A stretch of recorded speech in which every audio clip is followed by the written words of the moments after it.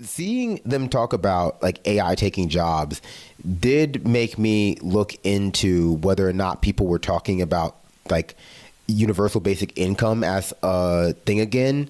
And you wouldn't believe it. You wouldn't believe who's back talking about universal basic income. It's Andrew Yang. This is from just a day ago.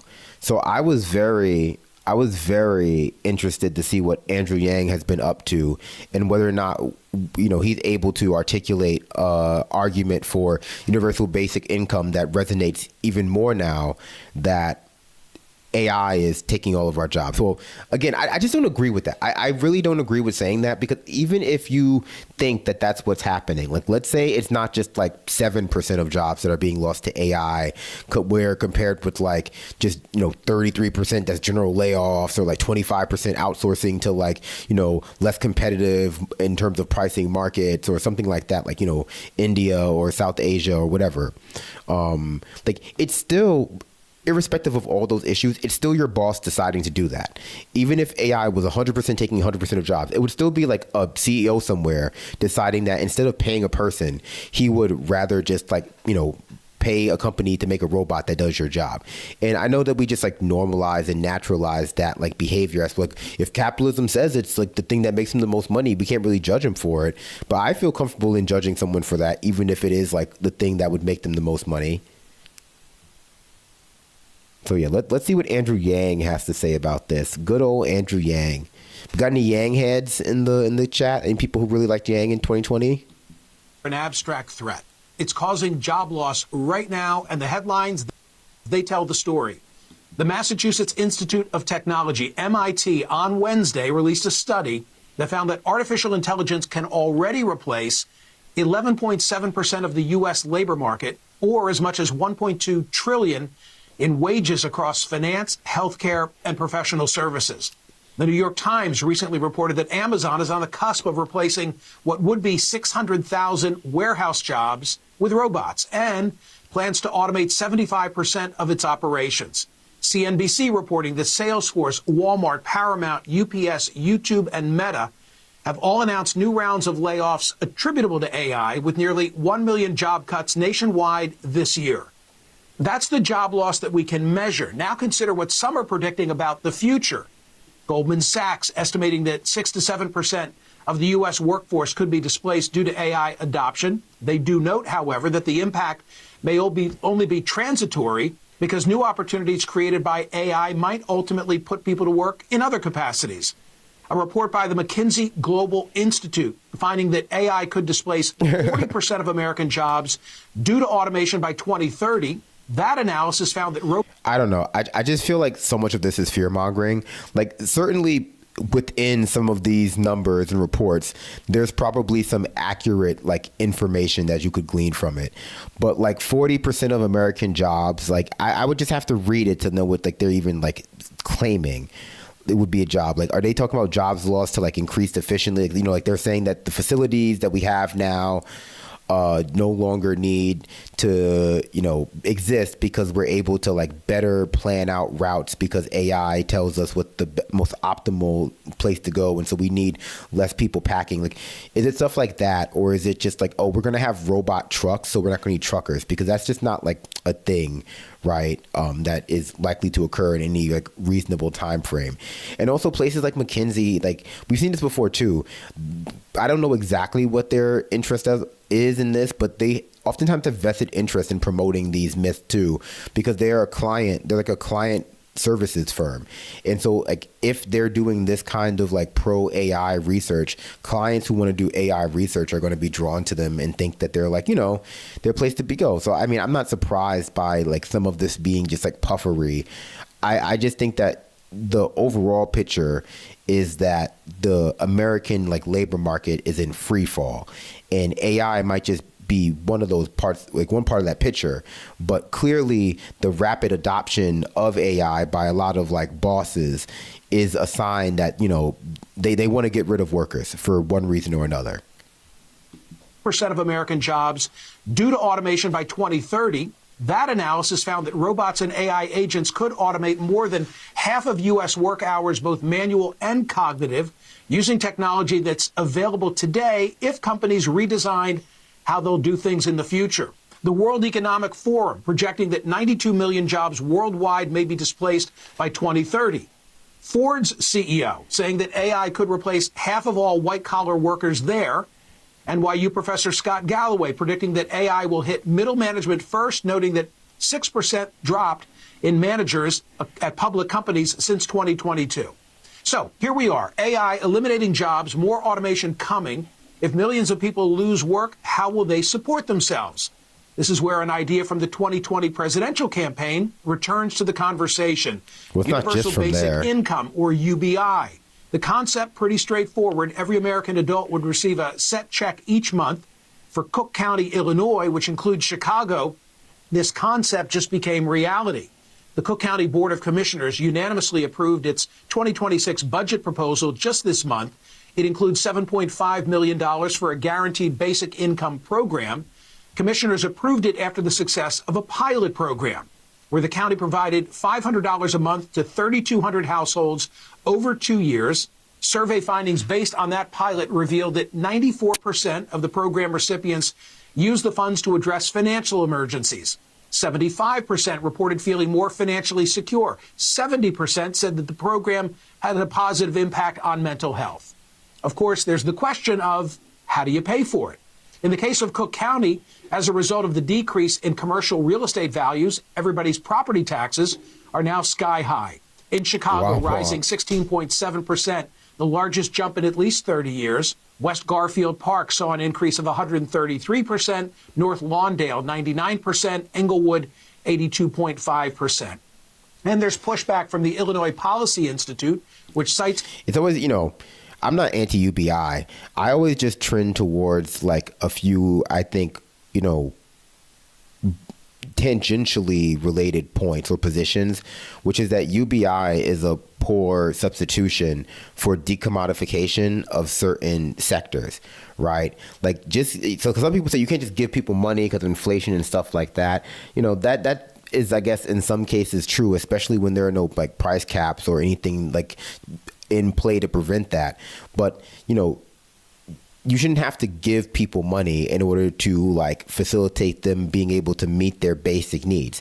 Why not just cut out the middleman and decommodify the things that are the basic needs, right? Where like instead of giving people UBI, housing should be decommodified, like, food, water, we should be able to like, provide those things at the most basic level or even beyond the most basic level for like the population.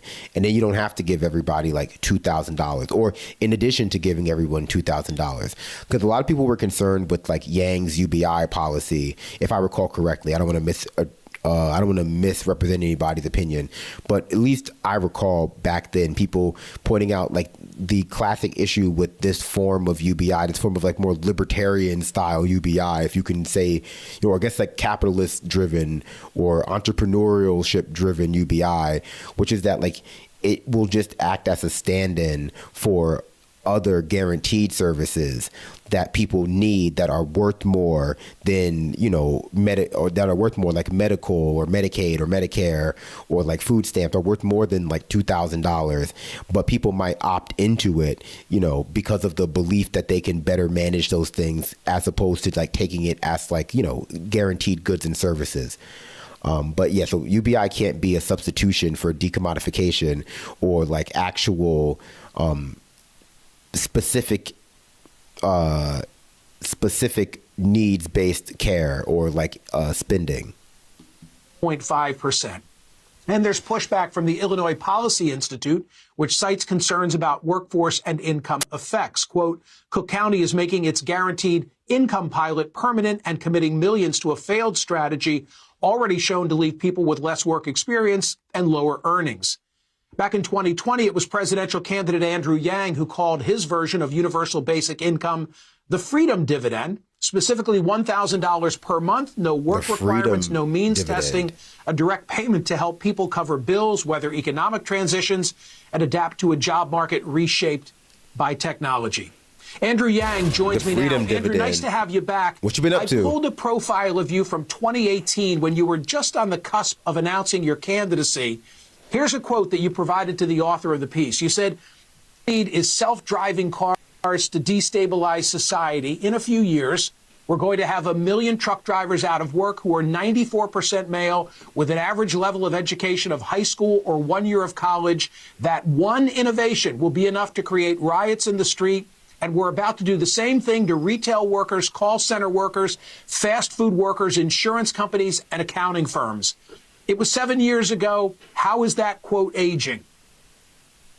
It's aging very, very well, unfortunately. Really? Michael, I'm so glad that we're having Really? this conversation. Because 44% how of many American... how many truckers have been put out of work by like self-driving trucks?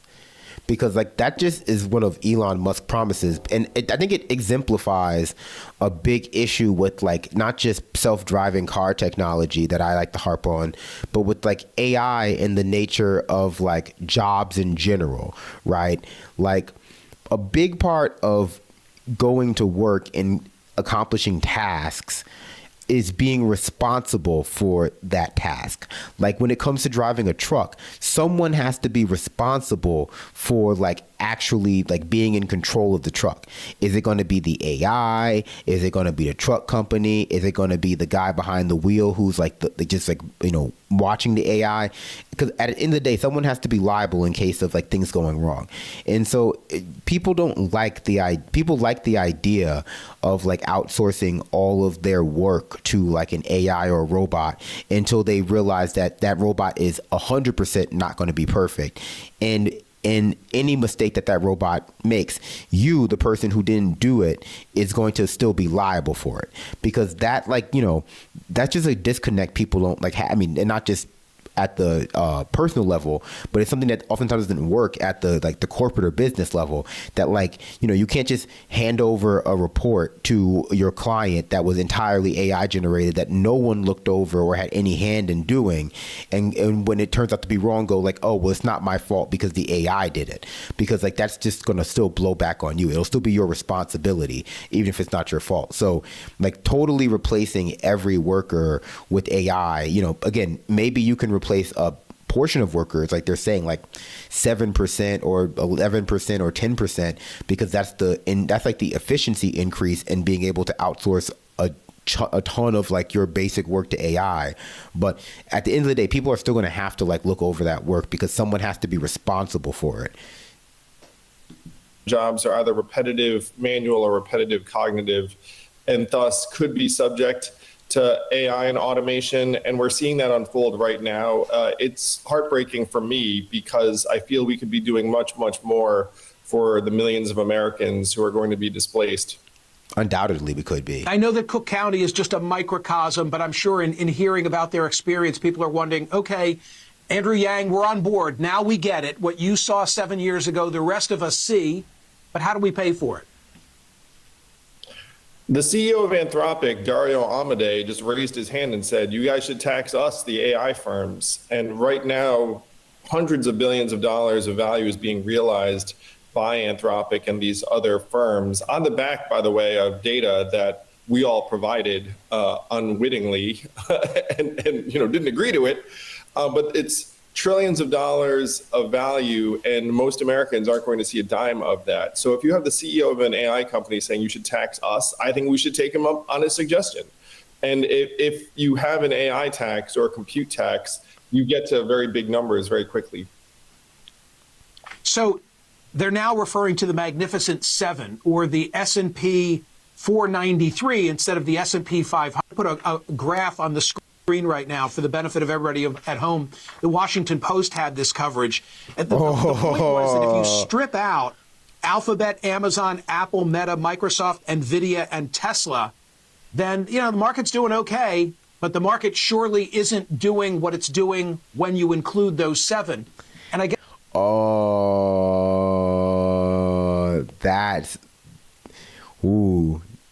don't know. I don't think that's good, but sure. I guess my question for Andrew Yang is, what happens if that is a bubble and it bursts?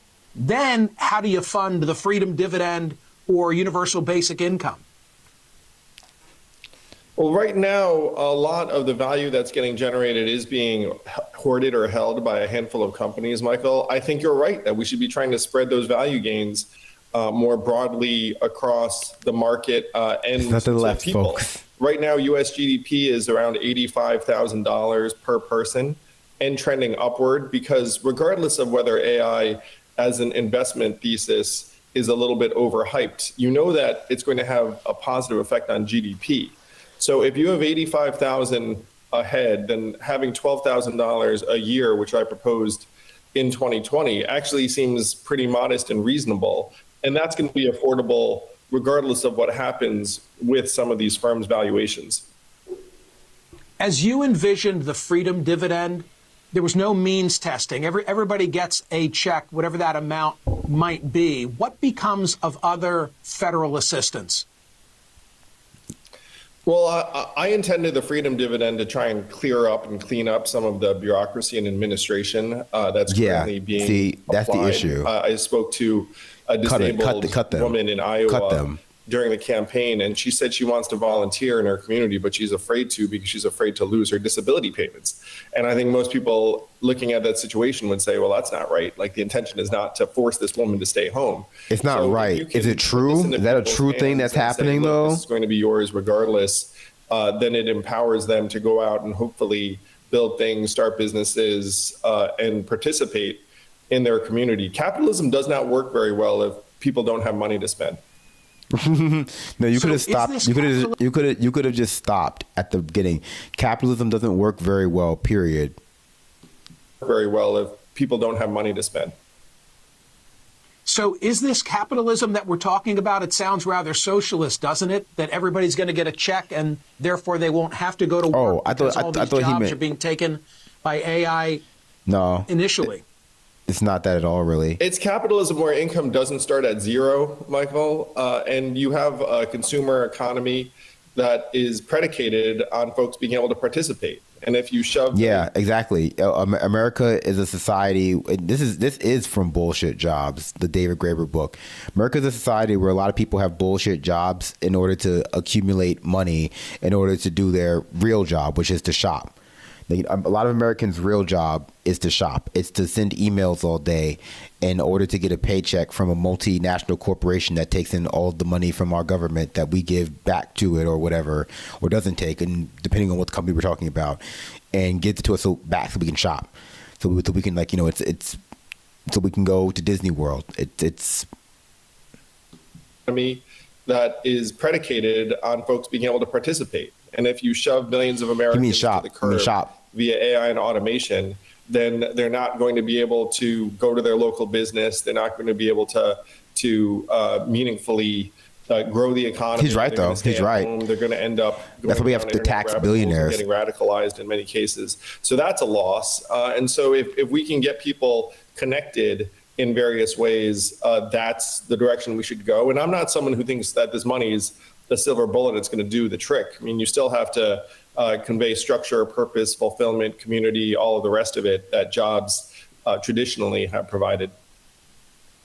Andrew, a final question. There's an academic in the on-deck circle, and I'll bet you've read the stories. It's Dr. Yampolsky who's been quoted as saying that he thinks in 5 years we'll have 99% unemployment. I'll see in a moment whether he's going to stand by that prediction. How bad does Andrew Yang think it will get undeterred? No, it's going to get bad. I certainly don't think 99% bad. But if you use this 44% of jobs subject to automation as a benchmark, and then you figure that we're going to churn through, let's say, half of those jobs over the next 10 years or so, that puts you at 30 to 40 million jobs that get eliminated. And that would be devastating. That would be catastrophic for many, many communities. And I think that's a realistic place to think we're going to be heading. Andrew Yang, thank you for being here. Perfect guest on this day.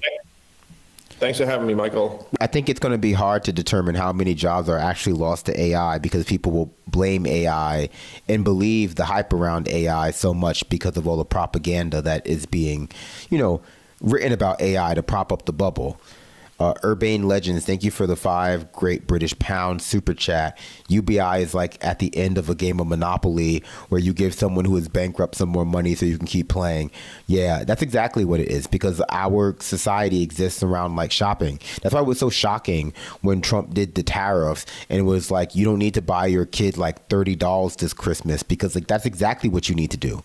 That's exactly what you need to do. If you don't do that, our society crumbles. If you don't go to the store and buy your kid $30 and buy like your adult your big adult son a new Xbox controller, our entire society crumbles. And so when he said that, it was like super weird and people got really nervous and the stock market collapsed.